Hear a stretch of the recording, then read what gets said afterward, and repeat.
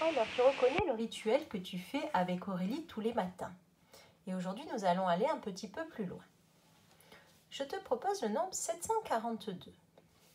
Donc, quand on te demande le chiffre des unités, dizaines et centaines, c'est très facile, il suffit de regarder leur position.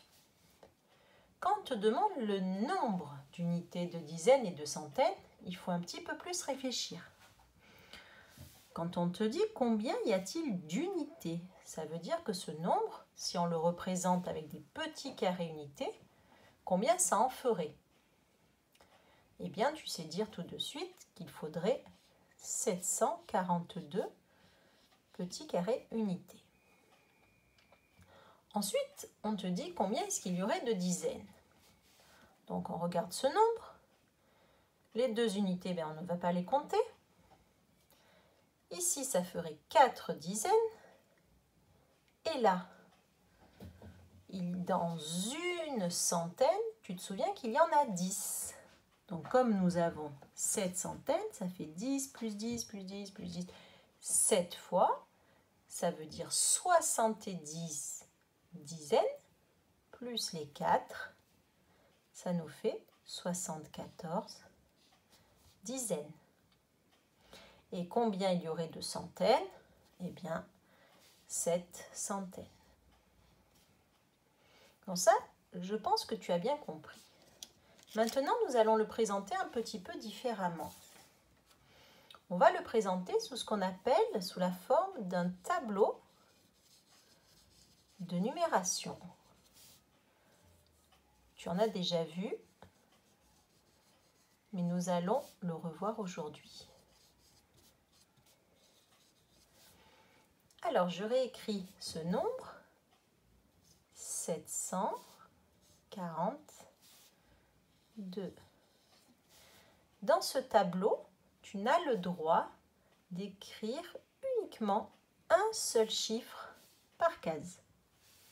On n'a pas le droit d'écrire deux chiffres dans une case. Donc, on te demande le nombre d'unités. Donc, c'est bien 742. Le nombre de dizaines maintenant. Eh bien, comme tout à l'heure, on voit qu'ici, on a 4 dizaines. Et là, on a 7 paquets de 10. Donc, ça fait 74 dizaines. Et puis, en centaines, nous en avons 7. Alors maintenant, je vais te demander de placer dans le tableau 6 dizaines. Où est-ce que tu vas l'écrire? Réfléchis un petit peu. Eh bien, oui, tu as raison, il va falloir l'écrire dans la colonne des dizaines.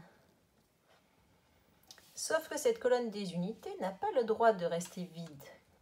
Sinon, on va lire 6. Que faut-il rajouter ici? Combien ça fait 6 dizaines? Eh bien, ça fait 60. Donc, 6 dizaines, c'est égal à 60 unités. Maintenant, dans le tableau, je vais te demander de placer 45 dizaines.